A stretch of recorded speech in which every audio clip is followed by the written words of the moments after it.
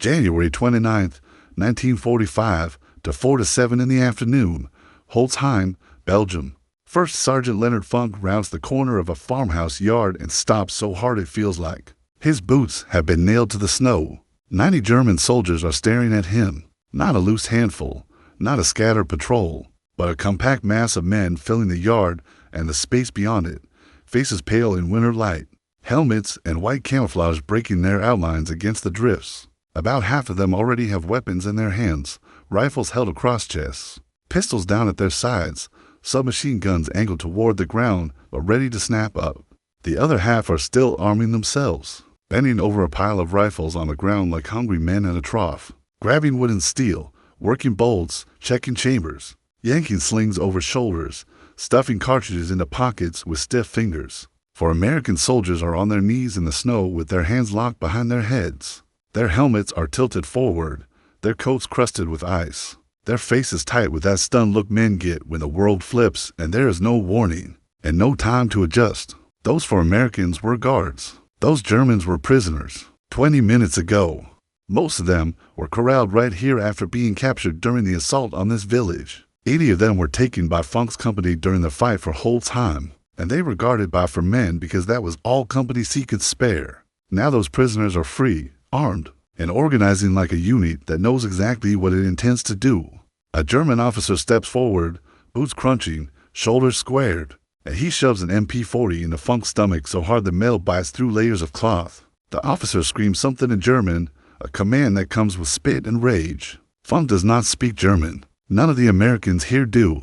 The officer screams again, louder, face flushing red. Funk looks at the 90 Germans, looks at his disarmed soldiers kneeling in the snow, looks at the MP40 pressed into his gut, and something in him snaps sideways. He starts laughing.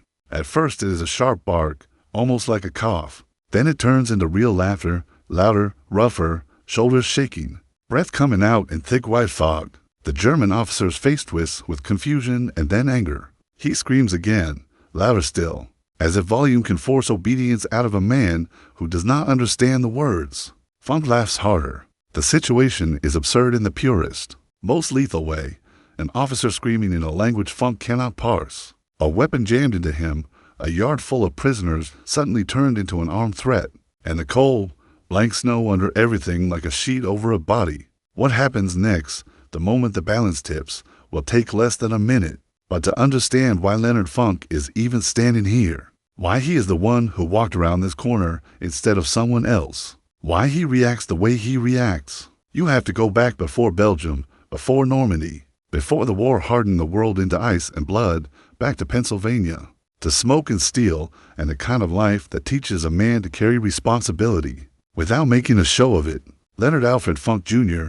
was born on August 27, 1916, in Braddock Township, Pennsylvania, near Pittsburgh, in a region where the Monongahela River ran past mills that glowed at night, and where the air carried soot so naturally it felt like weather. It was a working world, a world of shift whistles and tired hands and men whose backs bent early.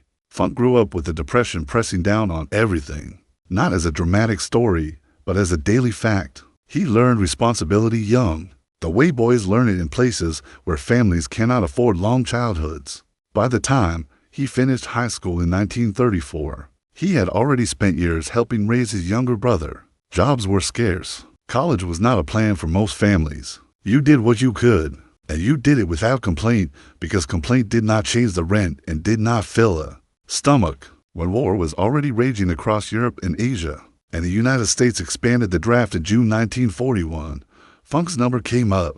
He reported to Wilkinsburg, Pennsylvania, 24 years old, 5 feet 5 inches tall, about 140 pounds. He did not look like the propaganda posters. He did not look like the kind of man people imagine throwing grenades and kicking down doors. A clerk assignment would have been the obvious guess. The Army had endless need for clerks. It had endless need for men who could track supplies, file forms, keep the machine running. Funk did not choose the safe place. He volunteered for the paratroopers. In 1941, American airborne forces barely existed. The concept was new enough to feel like an experiment conducted with human bodies. Jump out of an aircraft, land behind enemy lines, fight surrounded, and hope the rest of the war catches up to you. To most soldiers, it sounded like suicide. To volunteers, it sounded like a chance to matter. Airborne training was designed to break you before the enemy could. Weeks of running and climbing and brutal conditioning stripped away men who wanted glory, but could not endure pain. There were long marches with heavy loads that turned feet into raw meat. There were obstacle courses where you learned to keep moving even when your arms shook. There were jump hours where you rehearsed the motion again and again until fear became routine. Then came the aircraft. The first time you step out of a C-47, your body screams to grab the doorframe and hold on because every instinct says falling is death. You jump anyway. You trust fabric and cord and timing. You trust training.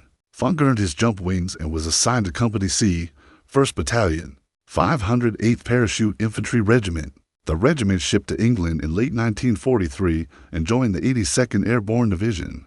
The All-Americans, men who had already jumped into combat in Sicily and Italy, men who had already watched friends die. Funk was the new man among veterans. He was also older than many of the paratroopers around him. In airborne units, where the average age felt like a teenager with a rifle, 27 was considered old. But Funk brought something the younger men did not always have: steadiness. He did not burn bright and loud. He stayed level.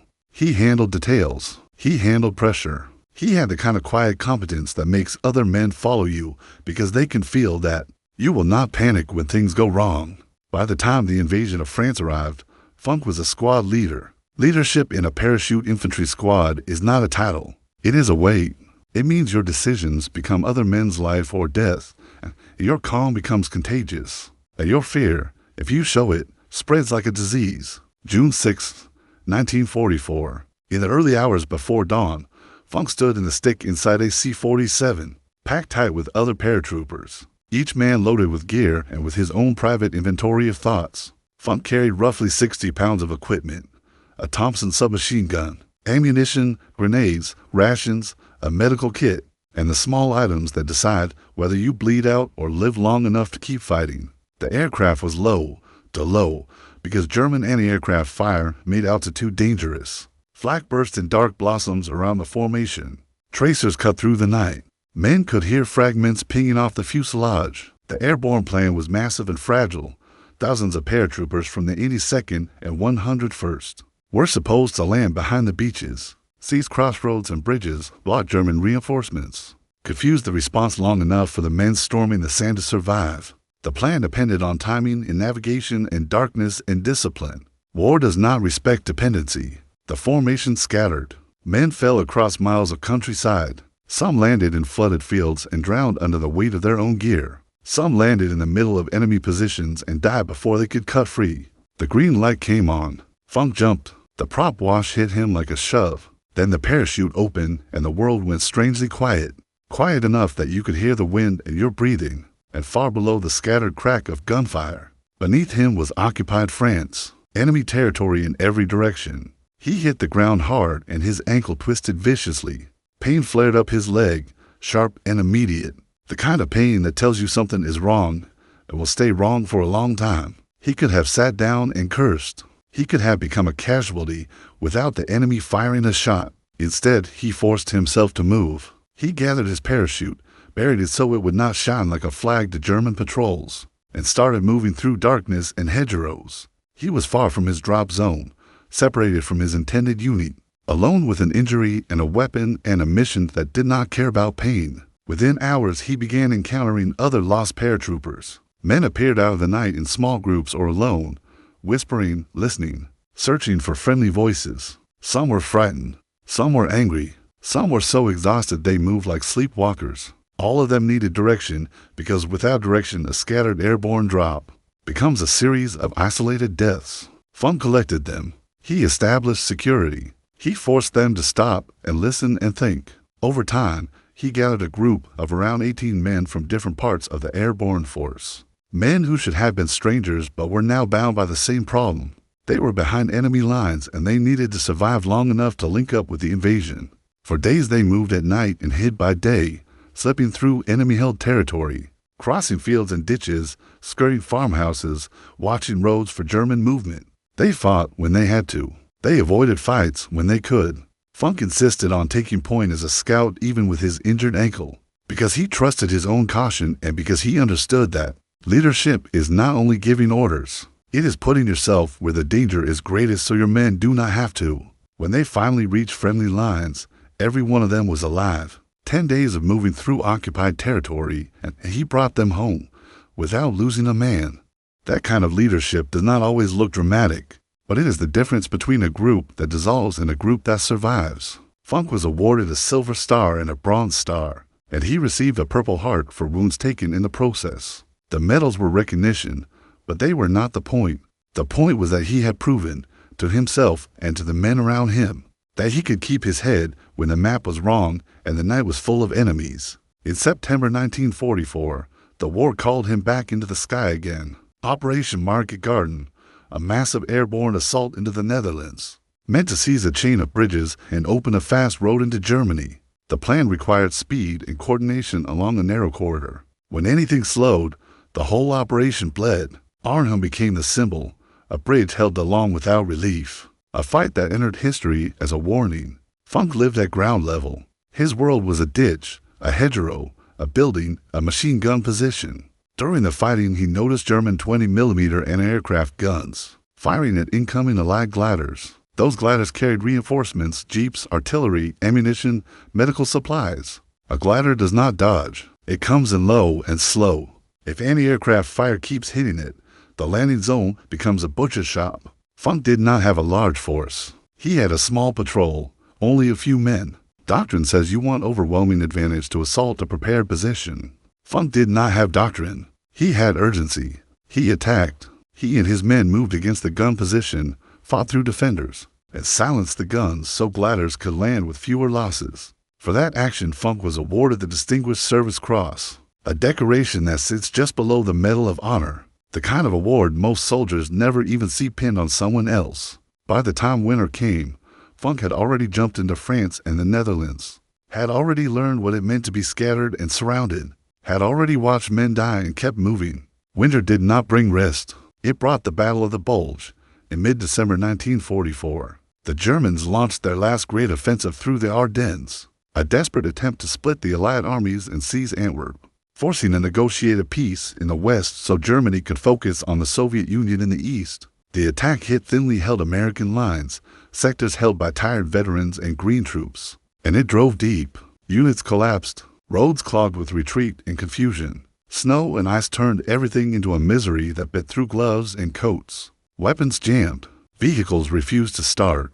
Men froze in foxholes. And then came Normandy. American soldiers surrendered and were gathered in a field. They were disarmed. They were prisoners of war. Then they were shot.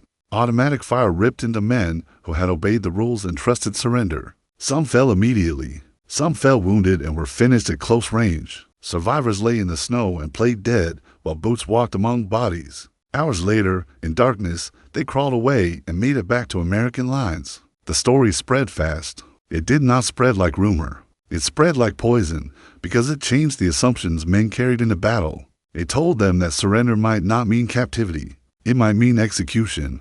It told them that mercy might be gone. When Funk heard about Normandy, something hardened inside him. He had already seen too much. But this was different. This was murder after surrender. Leonard Funk decided he would not surrender. Not to men who shot prisoners. That decision sat inside him like a stone, and it would matter on a cold afternoon in late January. By late January 1945, the German offensive had been broken and the Allies were pushing back through the Ardennes, picking villages that mattered because villages held roads, shelter, and crossroads. Company C of the 508th Parachute Infantry Regiment received orders to capture Holzheim. The company was under strength. The executive officer had been killed. Funk was acting executive officer now, responsible for filling the gap and keeping the company functioning. He faced a simple problem. He needed more men to take a village in winter, and he did not have enough riflemen. So he went where the army keeps its bodies, headquarters tents, supply areas, clerks and cooks and men who kept records and moved crates. Men who had basic training but had not cleared houses with grenades. Funk did not ask whether they were ready. He told them what reality was. They were infantry now. They would carry weapons. They would follow him. He formed a makeshift platoon out of men who had spent the war behind desks. Then he marched them through a blizzard. The march to Holzheim was long and punishing. Through deep snow that swallowed boots and through wind that stole heat from lungs. Ice formed on eyebrows. Fingers went numb. Artillery shells burst in the distance and sometimes closer, though thumps through the storm.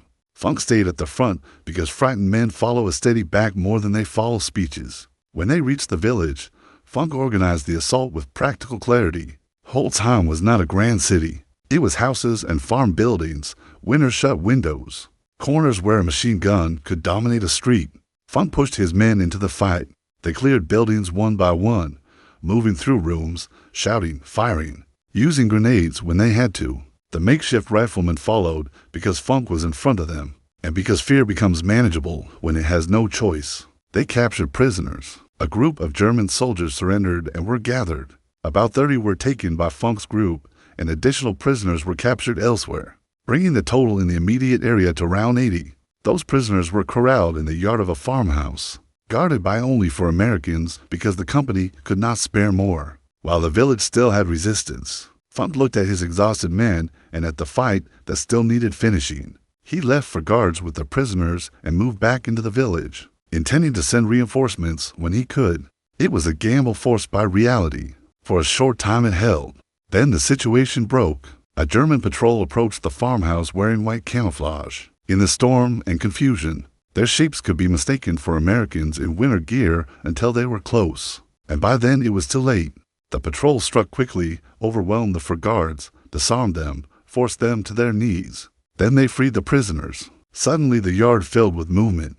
German hands grabbed rifles from the pile. Men who had been helpless minutes earlier became armed again. The freed prisoners and the patrol together became a force of about 90 men, enough to hit Company C from the rear while the Americans were scattered across the village. A German officer took command and began issuing orders. He positioned men. He prepared to attack. Then Leonard Funk came back to check on the prisoners, expecting routine. He rounded the corner and walked into the yard and froze. His foot guards were on their knees. The prisoners were armed. 90 German soldiers were staring at him. The officer saw Funk's stripes and stepped forward with confident anger. The MP-40 shoved into Funk's stomach felt like a final mark, cold metal through cloth. The officer shouted in German, ordering surrender, ordering Funk to drop his weapon. Funk did not understand the words, but he understood the muzzle pressed into him and the hard mathematics of the yard. 90 against 1, with 4 Americans already captured and the rest of his company vulnerable to an attack from behind. The rational path was surrender. Funk thought of Malmedy. He thought of prisoners shot in snow. He thought of what surrender might mean now. Something inside him refused. And then the laugh came out. It began as a short burst, a sudden sound that did not belong. Then it grew into real laughter, rough and uncontrolled, shoulders shaking, breath coming out in thick white fog. The officer screamed louder, face turning red with rage and confusion. Funk laughed harder, as if the officer's fury was fuel. The officer did not know what to do with a prisoner who laughed with a gun in his stomach. For a few seconds, the yard became unstable, as if reality itself had slipped off its normal track. Some Germans began to laugh too, uneasy, because tension does strange things to men holding weapons and because the sight of defiance can be contagious even when it makes no sense. Funk kept laughing, and inside that laughter he watched faces, watched hands, watched the tiny pauses that appear when authority falters. Still laughing, he lifted a hand toward his Thompson submachine gun as if he was finally complying, as if he was going to surrender the weapon. The officer watched, expecting obedience at last. Funk's fingers closed around the grip. He began to unsling it slowly, carefully, letting the officer believe he was winning, letting the officer relax just enough to make a mistake. Funk kept laughing as he moved, and that laughter mattered because it bought him the one thing no outnumbered man is supposed to: have time. Not much time, only a handful of seconds, but enough. The German officer's eyes were locked on Funk's hands, on the Thompson strap, on the slow, careful motion that looked like surrender. The officer wanted compliance, wanted the clean ending where the American drops his weapon and joins the kneeling guards in the snow. Funk gave him the picture of that ending, the performance of it, while his mind stayed razor sharp. He had trained for years to handle a weapon without thinking. He had learned to reload in the dark. He had learned to move under fire. Now he was turning that training into a trap. The Thompson came down off his shoulder in a deliberate arc, slow enough to look harmless. Funk's laughter shook his chest, made him look almost helpless, like a man cracked by fear. The officer leaned in slightly, satisfied. 90 Germans behind him watched with the loose attention of men who think the moment is already decided. Some had their rifles half raised. Some had them low. Some were still adjusting slings, still pulling weapons from the pile. They were armed, yes, but not synchronized. They were not in firing positions. They were not expecting an explosion right now. They were expecting the American to collapse into obedience. Then Funk snapped. One violent motion. The Thompson swung down and forward like a door slammed by a hurricane. The muzzle came level. Funk's finger crushed the trigger. The Thompson spat point for 5 ACP rounds with a heavy, brutal rhythm that sounded nothing like rifle cracks. It sounded like a machine chewing through wood. At point-blank range, the first burst tore into the German officer's chest and upper body. The officer did not have time to flinch. He went down as if a wire had been cut. The MP-40 slipped from his hands into the snow. Funk did not stop. There was no pause to confirm the kill. The instant he fired the first burst, he committed to a single outcome: keep firing until either every immediate threat was down, or he himself was down. There was no middle ground. Funk pivoted his torso and swept the muzzle across the nearest cluster of Germans, firing in short, violent bursts. Men who had been standing upright a heartbeat before were suddenly crumpling, collapsing into the snow, dropping rifles, screaming, flailing, falling into each other. The yard went from organized threat to chaos in a blink. It was not a battle line. It was a crowd caught in the worst possible moment. Officer dead, surprise complete, shock freezing decision. A few Germans tried to bring weapons up. A few managed to fire. Bullets cracked past Funk, snapping the air, chewing into wood, punching into snow. One round hit the American standing beside Funk, the one soldier who had rounded the corner with him. That man dropped hard and did not get up. Funk did not turn his head. He kept firing. The Thompson magazine emptied quickly, faster than most men imagine when they think about 30 rounds. The weapon's rhythm changed, a hollow stop. This was the moment that should have killed him. A man alone, outnumbered, weapon empty, surrounded. It should have been the second the Germans recovered and cut him down. But Funk was not a man who had to think about reloading. He had done it so many times it lived in his muscles. His left hand ripped the empty magazine free. His right hand kept the weapon controlled. A fresh magazine came up, slammed home. He worked the bolt. The whole sequence took only a breath. Under normal conditions, it is quick. Under this condition, under 90 pairs of eyes, it was insanity. And he did it without hesitation.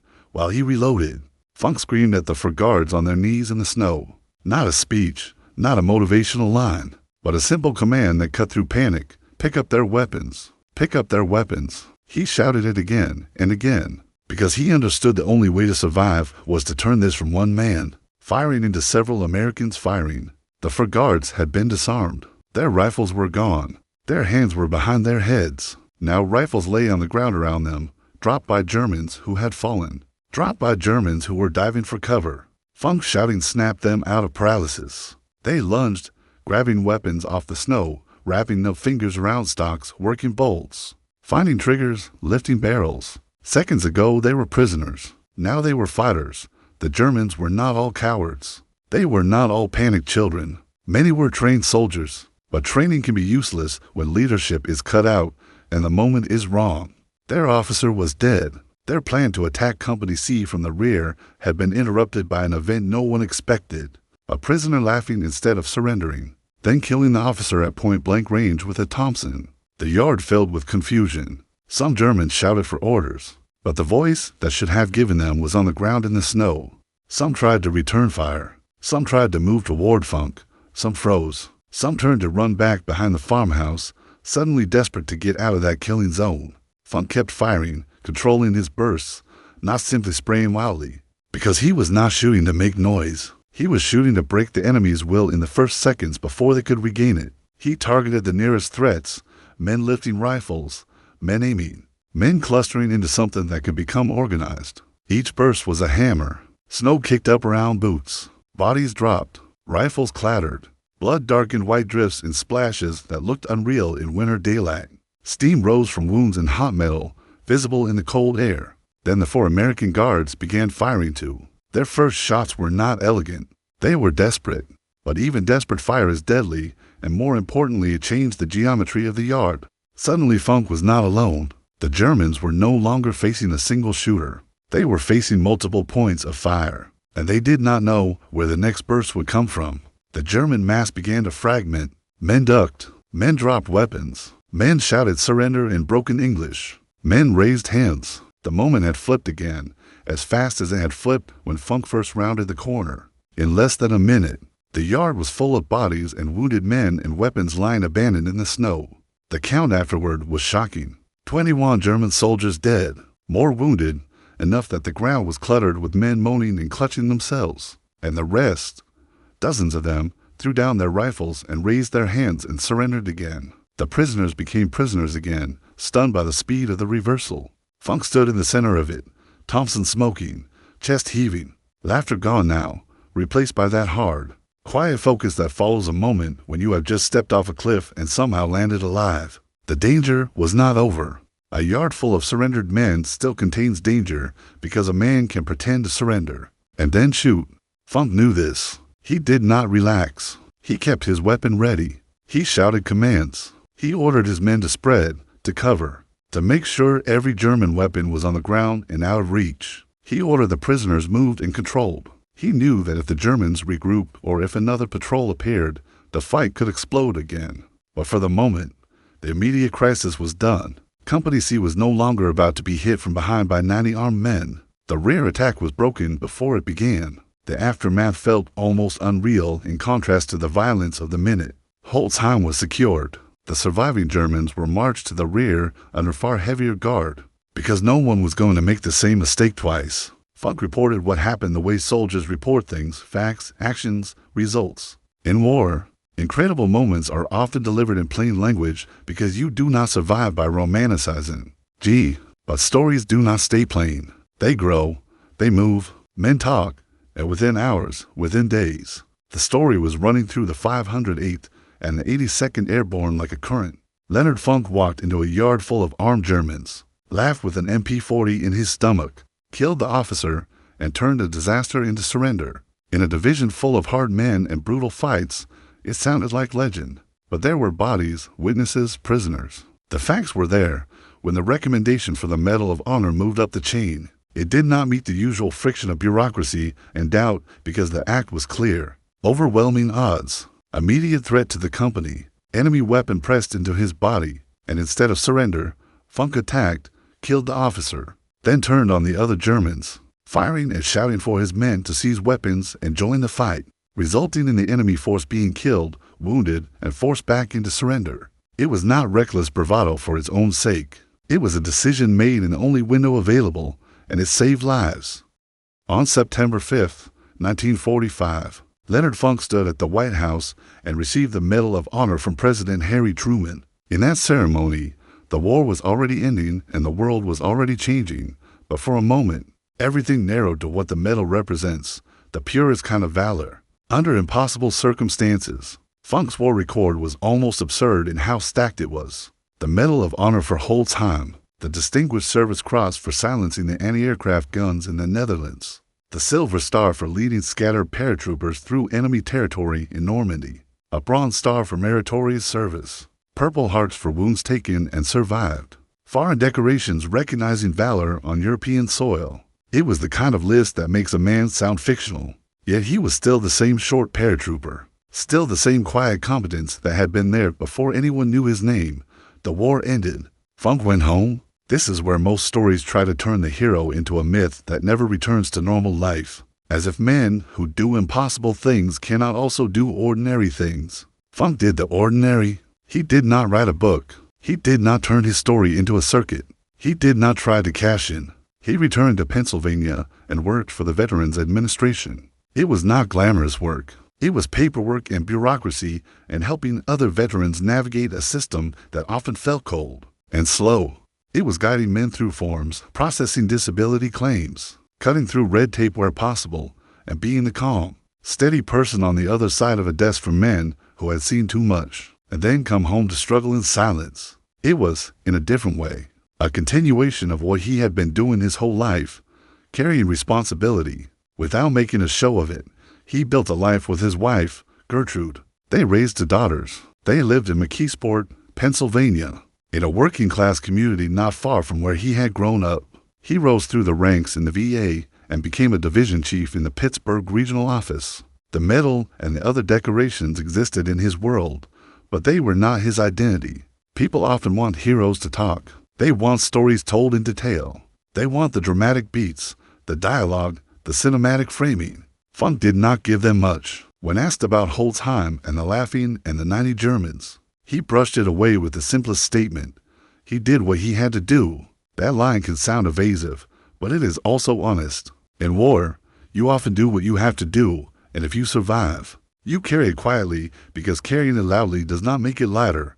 On November 20th, 1992, Leonard Alfred Funk Jr. died of cancer at the age of 76. He was buried at Arlington National Cemetery, Section 35, grave 23,734, among the dead of American wars. By the time of his death, he was the last surviving Medal of Honor recipient from the 82nd Airborne Division of the Second World War. Over the years, the Army and the communities that remembered him attached his name to places. A fitness center at Fort Bragg, now Fort Liberty, named in his honor, a highway in Pennsylvania bearing his name, and a post office in McKeesport dedicated later. A public act of memory in a world that forgets quickly. Yet even with those honors, most people still have never heard of him. They know the famous faces that history repeats. They know the names that became movies and slogans. They do not know the quiet paratrooper who laughed with an enemy weapon pressed into him, and then turned the moment into surrender, and that is the sharp point of his story.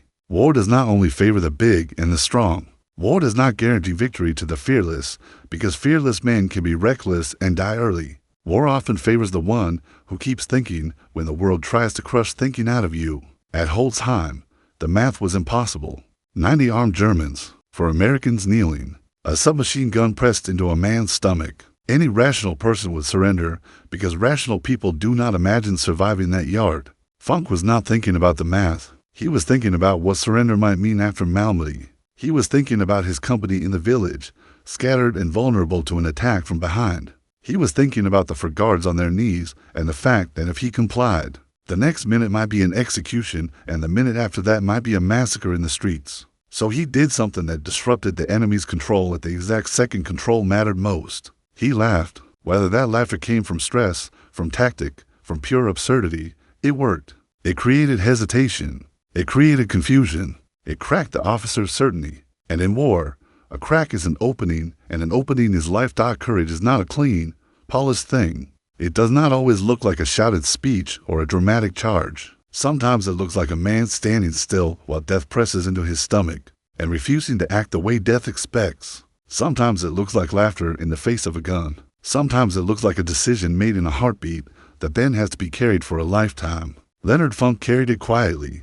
That does not make the moment smaller. It makes it more real.